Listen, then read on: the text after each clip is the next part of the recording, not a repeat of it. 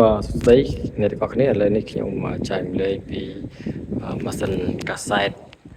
ដែលមានអេរ៉េកូដទាក់ទងនឹង blinking 9 ដងបាទនៅផ្នែក indoor unit អញ្ចឹងវាមានបញ្ហាទាក់ទងនឹង EEPROM មួយនេះបាទហើយនេះជា EEPROM ដែលវាមានបញ្ហា